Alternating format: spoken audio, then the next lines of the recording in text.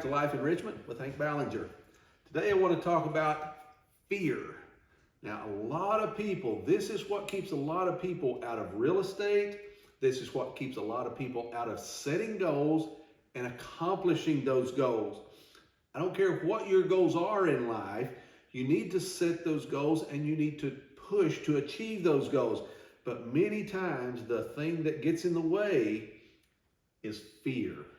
Now, I love what Robert Kiyosaki said. I read in a book from Robert Kiyosaki years ago, and he used this acronym. He said, fear is just an acronym. It's false evidence appearing real. And that's very, very true. Once you get into business, or once you set goals and you start pushing towards them, will there be hurdles? Yes. Will there be problems? Yes. But you can overcome them. Now, sometimes it may not be easy, and you may really have to push, and you may have to go way out of your comfort zone to accomplish that goal, but you can do it. And once you get past it, you'll understand it wasn't as bad as I thought. It always looks worse before you accomplish the goal than it does after. When you're looking at it, before you get to it, it always looks like a monster. But in retrospect, it's much smaller. So just keep that in mind. Fear is false evidence appearing real. So before we get into this lesson today, I want to go over, I appreciate those who watch the videos. I appreciate those who like and subscribe and share the videos. Share them with all your friends, relatives, neighbors. Give them as Christmas presents, whatever. Be a great Christmas present for a lot of people. So also, for those of you who have been sharing, again, we greatly appreciate that because you're helping us achieve our goal. The goal with this video, this channel, is to encourage others to set their goals, accomplish those goals, and to really push to achieve what they want out of life. Don't always be working for the man. For those of you who may be older, the man is the government or the system that's trying to keep you down. But you can overcome that. You don't have to work for the man. You can work for yourself. You can do what you want to do in life. Makes life much more pleasant. So try to set goals that will make your life complete and let you do what you want to do in life. Very important that you do that. So if you can share the channel, tell others to watch, and encourage them, you can help us to make other people's life enriched also. So now as we look at this, we have some internal fears that people have, and we have some external fears. I want to go over the internal fears first of all.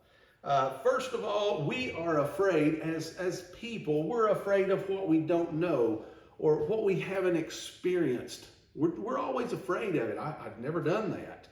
I used to work with a company, and one of the things they would say it all the time. We would go to them and we'd say, hey, why don't we do this? And they'd say, well, we've never done that. And because they had never done that, they wasn't willing to try it. That's not a good reason. Okay, if we never do what we've never done, eventually we will do nothing. That's just logic. So we can't be afraid of those things that we've never done, we've never experienced. We have to push ourselves outside of our comfort zone. If you get good at that, pushing yourself outside the comfort zone, you will find out life is much more rewarding, a lot more enriched. And remember, the idea behind this channel is life enrichment. If we can help you and encourage you, it will make your life much more enriched.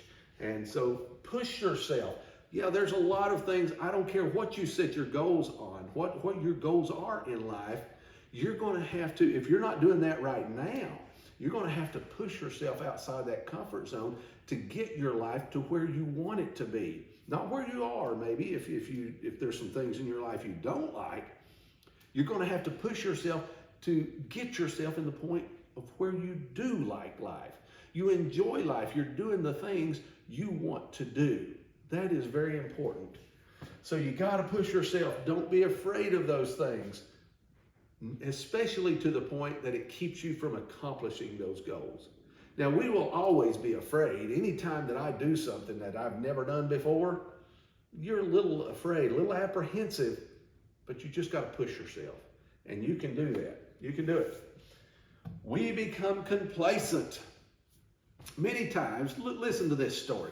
Many times we get out of high school or we get out of college and we get a job and we kind of get used to that job. Even if we have on-job training, maybe it takes us a year or two, but finally we become pretty good at that job.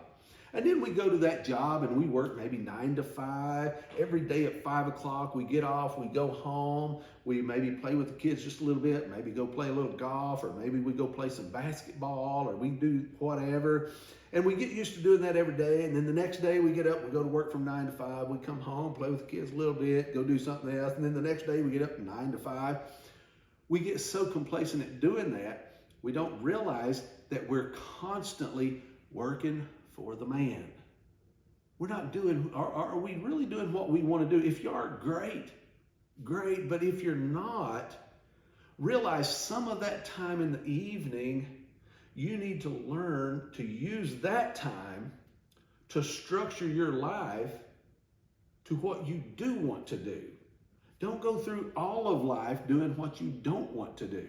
Now, I worked in factories for 20 years. Nothing wrong with it. I actually liked it. And a lot of the people I worked with was really super people. I had a good time.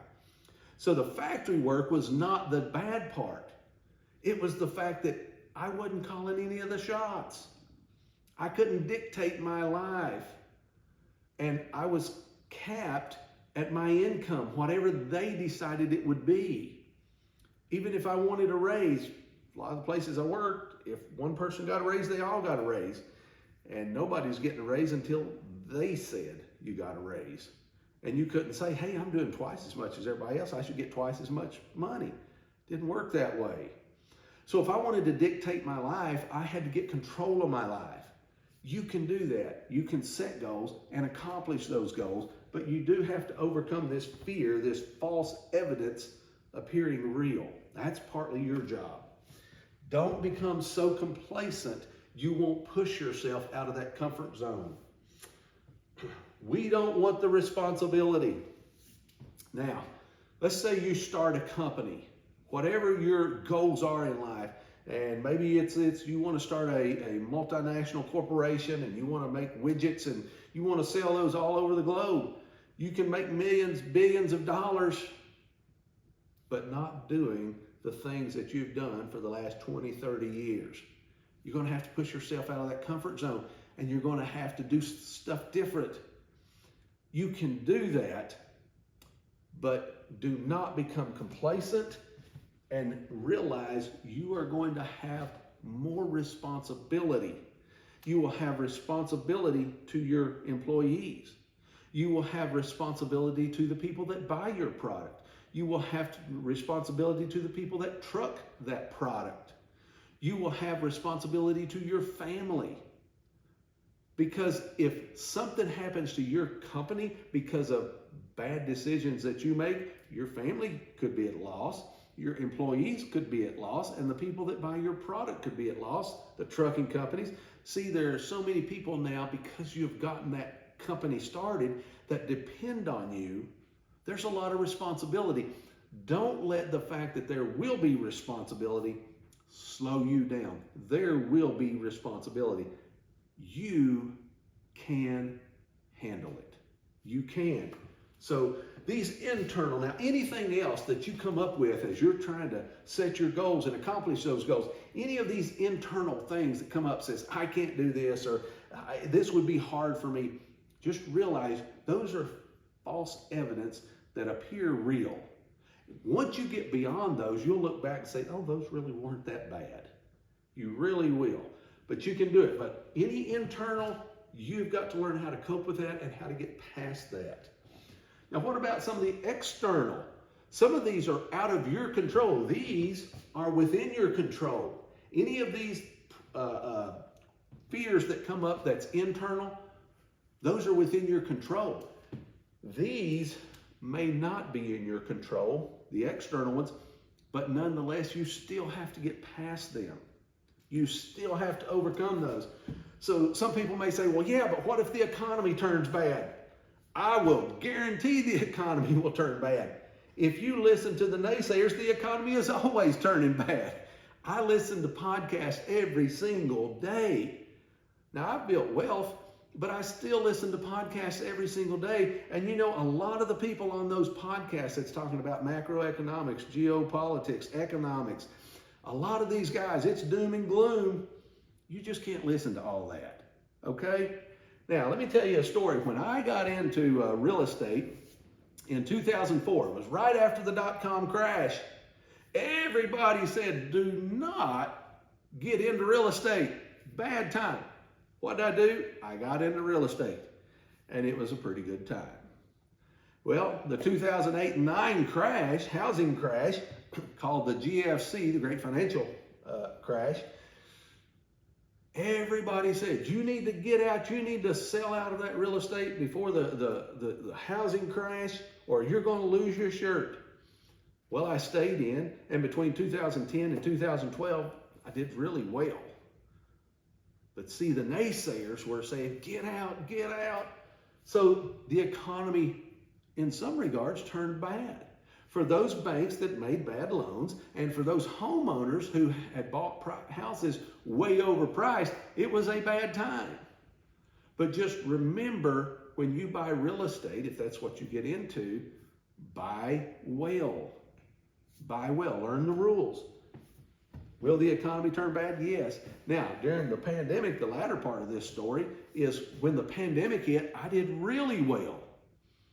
Because inflation is really good for the wealthy. Inflation is tough on the poor and the middle class, but inflation is good for the wealthy. What you need to do is not get upset because that's true. It's just learn how to put yourself in the position of being the wealthy. And in America, very possible you can do that. So when the economy turns bad, that's not time to get out. That is time to jump in. I've had podcasts on this already, videos. So when the economy turns bad, that's the time to get in. And then wait for it to turn bad again, because you're going to make more money every time that happens. So this is definitely a fear. It is false evidence appearing real. Bad economy, good time to make money. What if the bank won't give me a loan? I wish I had $1 for every time a bank turned me down from getting a loan. I would have a stack of dollars. I get turned down all the time. But that doesn't stop me. When one bank turns me down, I go to another bank. And when that bank turns me down, I go to another bank. One time, before I bought a piece of property, it took me over a year to get the piece of property. I went to 8 banks and was turned down by 8 banks. Took me over a year. Finally found a guy who outsourced the loan to a bank in California. And I finally got the loan. Took me over a year, was turned down by 8 banks. Because a bank tells you no does not mean you're not going to get the loan. It just means you're not going to get the loan from that bank. But you could still get it from another bank. So never get discouraged because a bank turns you down. Here's what that means.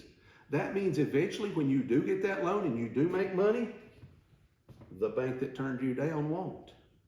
See, that's bad for that bank, not you. Just remember that. It's not you, it's the bank. Now, if you buy real estate, multifamily housing, which is what I get into, what if the tenants tear up my property? Well, let me tell you this. I guarantee you, if you get into very much multifamily housing and you have tenants, you are going to have units that get torn up by tenants. It will happen. There is nothing to stop that. It will happen.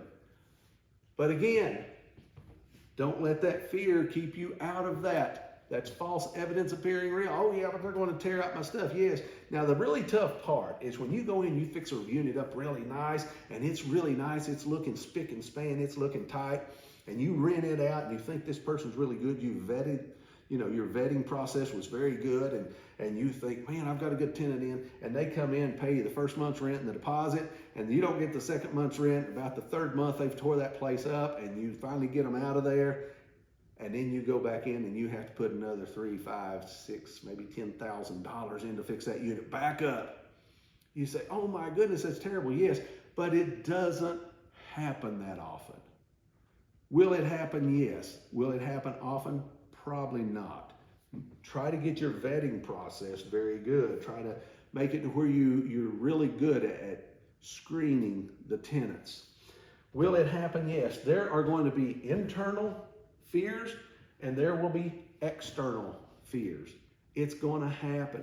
Do not let that stop you from setting goals and achieving those goals, because you can achieve those goals. Thank you for watching. See you on the next video.